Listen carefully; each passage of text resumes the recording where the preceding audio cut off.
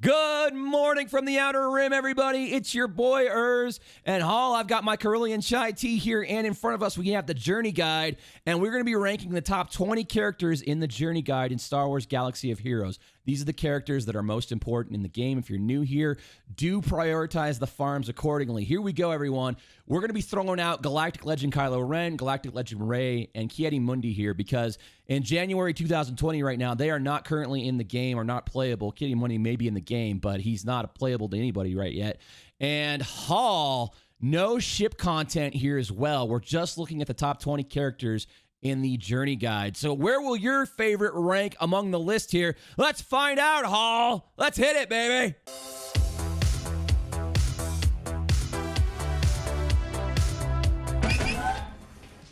Okay, guys, just a gentle reminder before we get started here, if you like and enjoy my content, do hit that like and subscribe button. It really helps the channel out. Here we go, kicking off our journey into the Journey Guide. It is Rolo. Yes, Rebel Officer Leia Organa. And guys, she comes in at number 20, the worst of the bunch, simply because she is a boutique character with a niche leader ability in that it's anti-Empire. And here's the secret, guys. You don't see Empire on defense in TW. You don't see it in Grand Arena. So it's hard for me to recommend this. She's a cool character, very iconic art there from the Battle of Hoth, but it's hard for me to say, yo guys, go farm Rolo, because the gap between number 20 and number 19 is just so great. Hell, I don't even know if I have footage of Rolo. That's how scarce she is. So guys, she's the worst of the bunch, coming in at number 20. Next up on our list, coming in at number 19, it is the Imperial probe droid. Yes, our buddy IPD. And guys, he is pretty good. He's not bad by any stretch of the imagination. He's got a lot of utility, especially in Grand Arena, with the ability to go in and take out a high health target. The key to this is you got to be able to get his health down just a little bit for that self-destruct ability to be able to go off.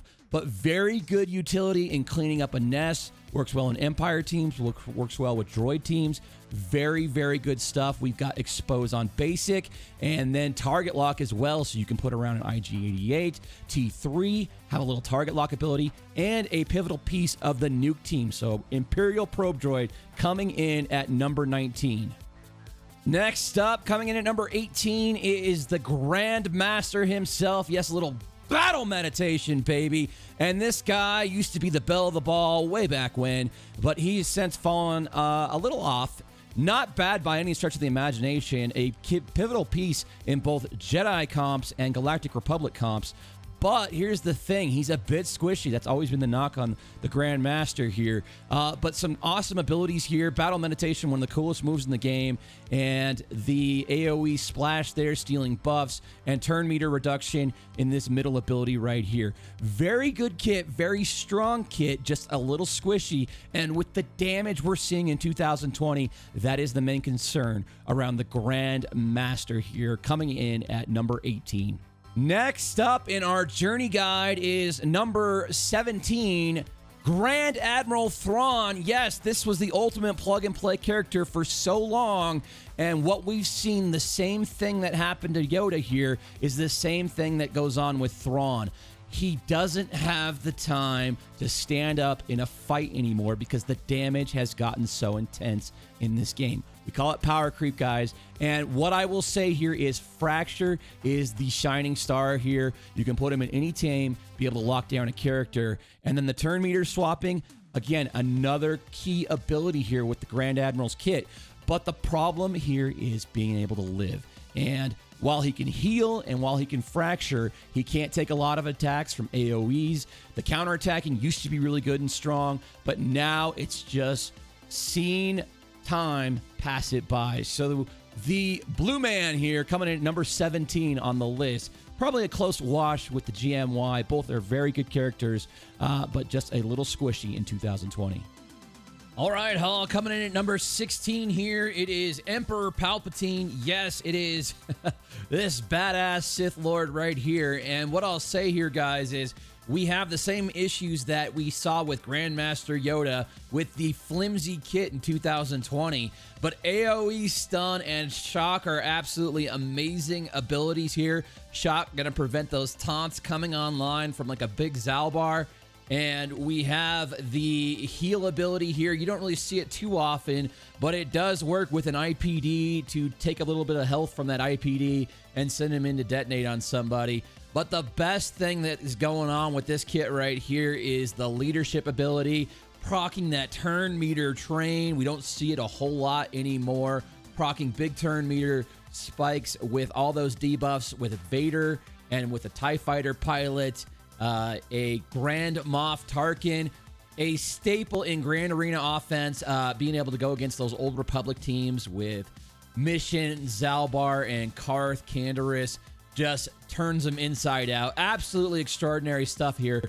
Coming in at number 16 from Emperor Palpatine. Next up on our list here, we have JTR coming in at number 15. Jedi Training Rey. I don't know why everybody calls her JTR. It's RJT, but I call her JTR. So here we go, guys. What can we say about Rey here other than she's got a giant forehead in this art for whatever reason? She has the ability to wave down Trandoshans. She's commonly used to counter bounty hunters under a boss lead in Grand Arena. Lots of people put their bounty hunters on defense. She's a tried and true counter to that team. Does a lot of good work with BB-8, but we'll see that BB-8 is going to be a little bit higher up on this list.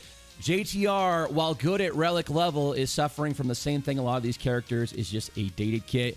Not bad, cool with droids, cool with resistance, but the foresight spam doesn't do a whole lot now, and the damage is kind of lacking at this point. JTR coming in at number 15. Number 14 here, Hall. It is Darth Trai, the Lord of Betrayal. Yes, she is still very, very good.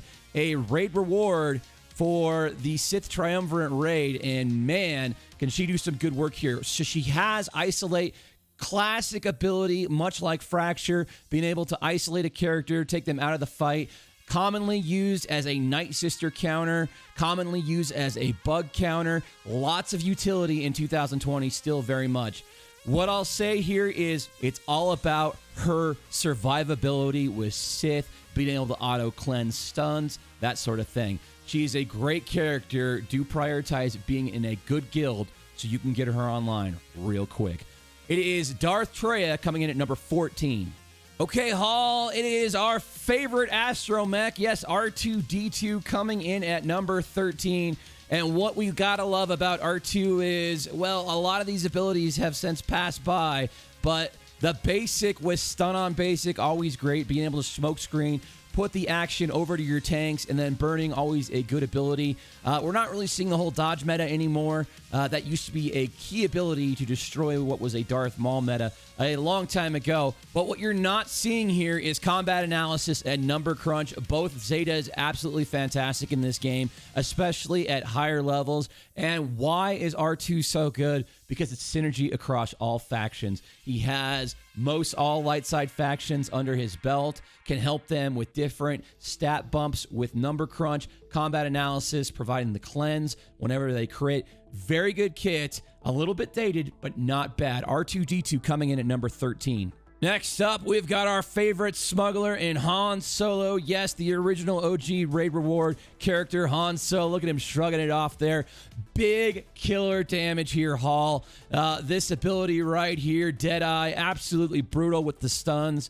Along with this, Never Tell Me the Odds, being able to throw your arms up and then have Chewie assist with his bowcaster, doing a little bit of max health damage. And here's the most important thing, guys. Shooting first, always a class ability and able to just take something out of the fight immediately. Strong in TW, strong in Grand Arena, the ability to double tap on basic, very strong with Chewbacca as well. A little turn meter reduction there. And the damage, guys. The damage is what we have to really concentrate on with Han Solo. Relic Han is an absolute madman, just mowing people down. Relic Han and Chewie, even better. Guys, Han Solo coming in at number 12. Next up on our list, it is everyone's favorite Wookiee, Chewbacca, coming in at number 11. Chewie doing a lot of work here, a little bit better than Han, because guard can be put on another character outside of Han Solo, the weakest character on the board. A fun ability to theory craft around. You got a stun here on the third ability, an AoE dispel, and a heal on the middle ability, and then max health damage, just slamming that bowcaster into these big, thick boys and doing a lot of good work here. Love Chewbacca, absolutely fun kit, one of the best designed characters in this game, just for the simplicity in his kit and the big damage that he can put out. Chewie coming in at number 11 here, Hall. All right, guys, we are moving into our top 10 here, and that starts with CLS. Yes, it's Commander Luke Skywalker. A lot to like here, guys. A strong Rebel leader ability, the strongest Rebel leader ability in the game, I should say, along with call to action, being able to switch stances here. Very cool kit when it first came out. Lots of excitement around this character, but what you don't see here is the assist from Chewbacca. Switching stances, drawing the assist, the immediate follow-up turn, the bonus turn, being able to strip turn meter, and then just solid damage all around. Self-healing. This guy does a lot of great work, and can you imagine just how good Jedi Luke is when he's going to hit the tables, because this kit was revolutionary. Here we go, guys. Pressing on. Next up on our list here is number 9. It's the General Kenobi. And guys, what an iconic character this bad boy is. He has certainly seen his time in the sun. Probably the most iconic character in this game for his longevity. He was a tank reward character, and man, he was good back in the day, and he's still good now. What are you seeing here? He got the Zeta upgrade. He's got this really weird leader ability with Jedi and healing, calling an assist. We've always waited for that to be something, and it hasn't been too great, but he's a better support character in that he works well with Galactic Republic teams and Jedi teams. Absolutely strong synergy there. He's got an all-in assist with anybody with a buff. He's got a cleanse, and his damage gets a whole lot better at Relic 7 and the Zeta as well with the variable taunting. I want to say the first variable taunt in the game, and man, was he problematic way back in the day. Great character, still great today, got better with Galactic Republic, guys. General Kenobi coming in at number 9. Next up on our list here, Hall, is number 8, and it's BB-8. Yes, I was putting this list together, and I was sort of shocked that BB-8 was so good, so high up on this list. I thought I'd peg him around 15 with JTR, but no. I thought more about it, and there's just so much to love here, guys. Secret Intel, a great ability. I remember this was kind of game-breaking when it first came out. Since it's kind of tapered off now. Illuminated Destiny, very good as well. Providing a ton of buffs and usually an I win button, but still, that's not really the case in 2020. But what you're not seeing here, guys, is the different comps that this guy fits into. You can use him in a Grievous nuke team to kill a Darth Revan team, which is strong utility there. But a lot of people, my guild Laporte, they love this play right here. It is BB-8 with the Separatist droids under a Grievous leadership ability. BB-8 providing a ton of speed, a good defensive zone with BB-8 and some Separatist droids. But I use him all the time in Grand Arena with JTR and Major Tom in 3s, and then a full resistance squad as well. So he is absolutely fantastic. A lot of utility across the board. Roll with the punches, the counterattacking, the self-healing, the taunting under a full droid team. Absolutely cool stuff here. Very fun kit. Very good character. Next up at number 7, we got a new addition to the list. It's Maximum Wattage. Yes, Watt Tambor. Here we go, guys. This guy can do some crazy stuff with the amount of tech he can put on the board. And he's a bit of a mystifier. He's got a very complex kit, but when you see him put that med pack on a tank, or the damage, or the revives, it is all super amazing. And here is what I love about Watt. Plug and play across so many different comps. He is just one of these plug and play characters. We haven't seen a lot of these guys recently. As far back as Thrawn, I would want to say.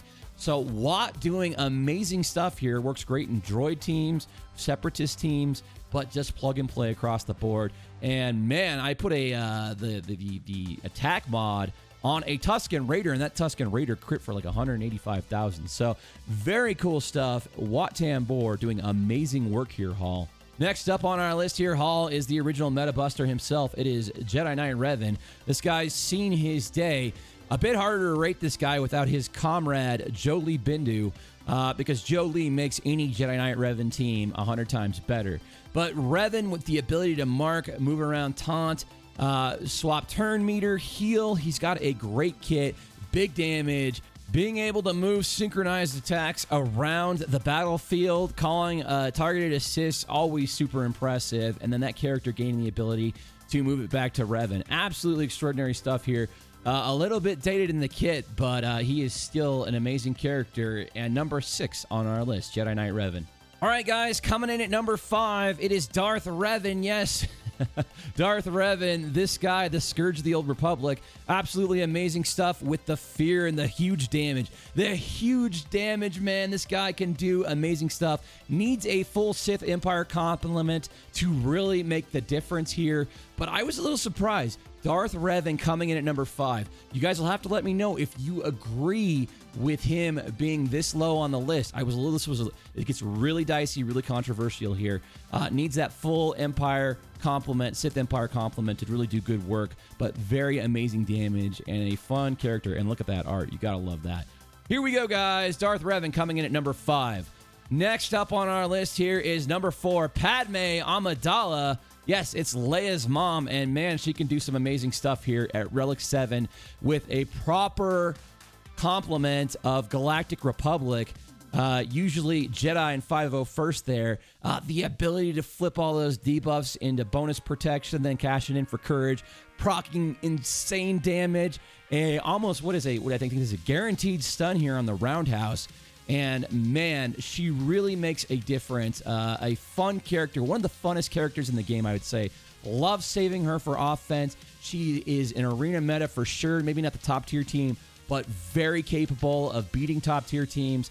Absolutely fun kit. Amazing art there. We love Padme Amidala coming in at number 4. And number 3, Hall, this is a bit of a shocker. I know you guys, just go with me, guys. You got to go with me here. It is C-3PO. I love this guy. This guy does so much. I love the assist here with translation, a targeted assist. Anybody with translation is going to help out as well. So it's a multi-attack assist. You've got Confused, being able to it's almost like a buff immunity, being able to prevent tanks from taunting. But here's what you're not seeing with C-3PO. A true support character, going to be under stealth quite a bit, and then no attacks here, going to fall out of the battle if you lose everyone.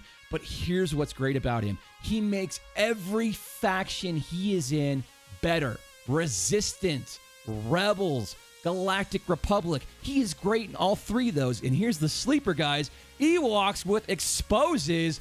Droids, I mean, he can do some crazy things. He can get Lobot proc and exposes with his basic. It is a awesome kit. One of the most fun characters in this game. I love this guy, and they did him justice in Rise of Skywalker. He stole the show, in my opinion.